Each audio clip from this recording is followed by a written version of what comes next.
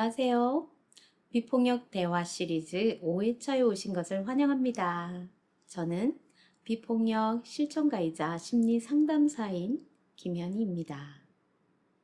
오늘도 우리 영훈 PD님과 함께 MBC의 핵심인 관찰의 기술에 대해 깊이 있게 이야기해 보도록 하겠습니다. 안녕하세요. 오늘은 비폭력 대화 4가지 요소 중 첫 번째 주제네요. 네, 맞아요. 관찰은 MBC 4단계의 첫 번째로 모든 소통의 출발점이 돼요. 오늘 이 영상을 보고 나면 여러분도 있는 그대로 보는 능력을 기를 수 있을 거예요. 현희 선생님, 관찰이 왜 그렇게 중요한 거죠? 좋은 질문이에요. 우리가 일상에서 겪는 대부분의 갈등은 사실 관찰이 아닌 해석에서 시작돼요. 예를 들어 볼게요. 직장 동료가 회의에서 한 번도 말을 하지 않았다고 해봐요. 이때 우리는 어떻게 반응하나요?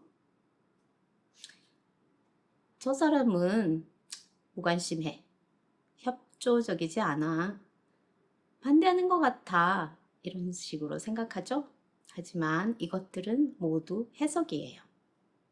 실제 관찰은 김 과장님이 오늘 회의에서 발언하지 않으셨다가 전부예요.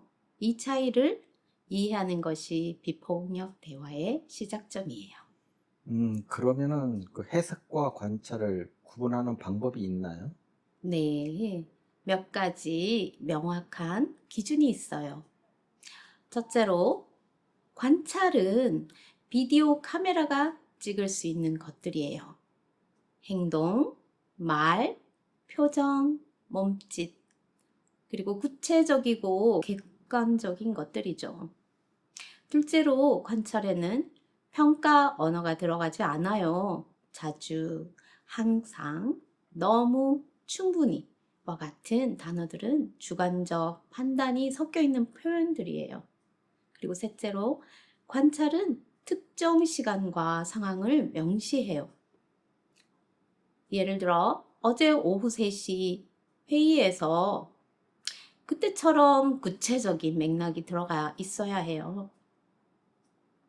마지막으로 관찰은 상대방이 맞다, 틀리다 라며 동의할 수 있는 수준이어야 해요. 만약 상대방이 그건 아니에요 라고 반박한다면 그것은 이미 해석이 섞인 표현일 가능성이 높아요. 예. 이론은 이해했는데 그러면 실제로 연습하는 방법이 있을까요? 물론이죠. 관찰 기술은 근육처럼 훈련을 통해 발달시킬 수 있어요. 제가 추천하는 몇 가지 연습법을 소개해 드릴게요. 첫 번째 연습으로 5분간만 관찰하기가 있어요. 매일 5분씩 주변을 살펴보세요. 카페에 앉아서든 집에서든 상관없어요. 보이는 것들을 오직 사실만으로 기록해 보는 거예요. 예를 들어 빨간 재킷을 입은 여성이 테이블에 앉았다. 남성이 휴대폰을 보며 웃고 있다. 바리스타가 커피 머신을 만지고 있다. 이런 방식으로요. 그러나 행복해 보인다, 급해 보인다 같은 해석을 넣지 마세요. 그리고 두 번째 연습으로는 감정 분리가 있어야 해요. 우리가 화가 날 때 상황을 글로 써보세요. 처음에는 감정이 섞인 채로 써도 괜찮아요. 그 다음에 다시 읽으면서 해석 부분을 걸러내는 연습을 하는 거예요. 예를 들어 남편이 또 설거지를 안 했어. 정말 무책임하고 이기적이야. 라고 썼다면 이를 어제 저녁 6시에 남편이 사용한 접시와 컵이 싱크대에 그대로 있다로 바꾸는 거죠. 그리고 마지막으로는 비디오 카메라 테스트가 있어요. 자신이 한 말이나 생각을 비디오 카메라가 이것을 기록할 수 있는가? 라고 자문해 보세요. 만약 카메라가 기록할 수 없다면 그것은 해석이에요. 이것 하는 게 처음에는 좀 어려워 보이네요.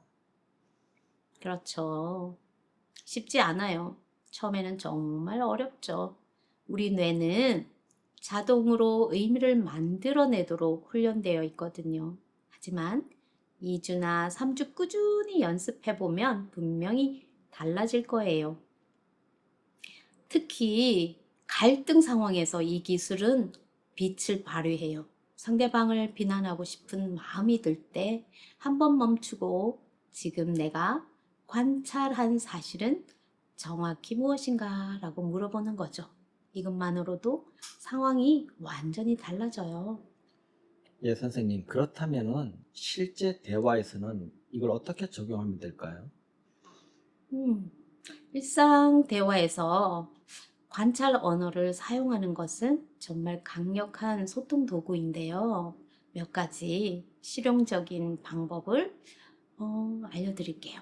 예를 들어, 직장의 경우, 김 대리는 항상 늦어요.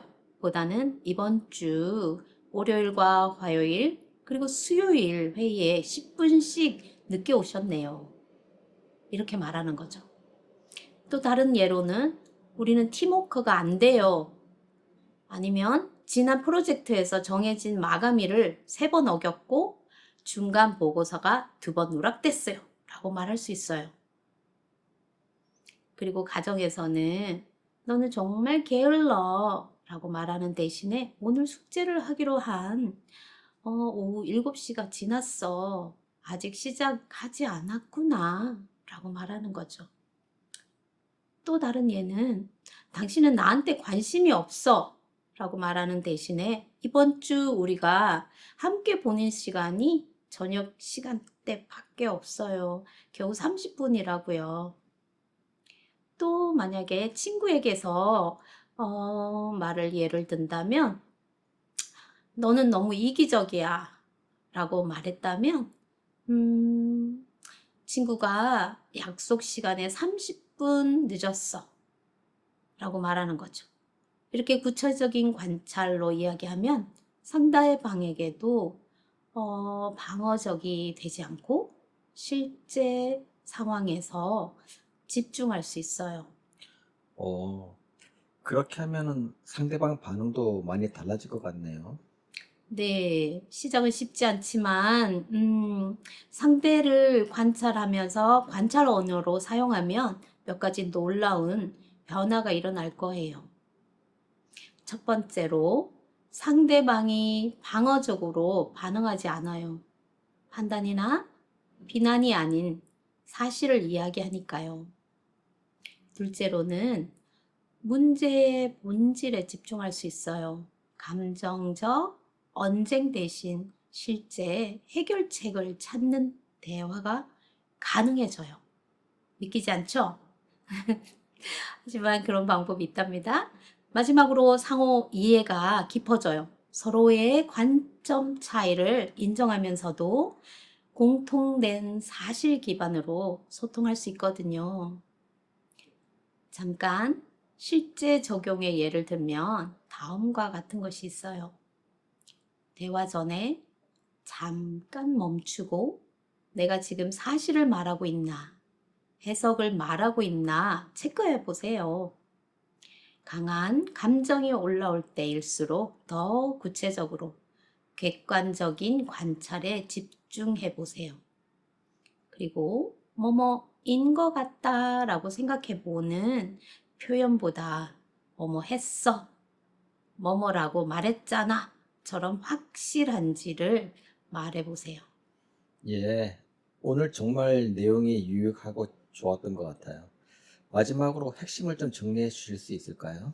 네, 오늘의 핵심을 3가지로 정리한다면 첫째는 관찰과 해석을 구분하는 것이 모든 소통의 출발점이에요. 다시 말할게요.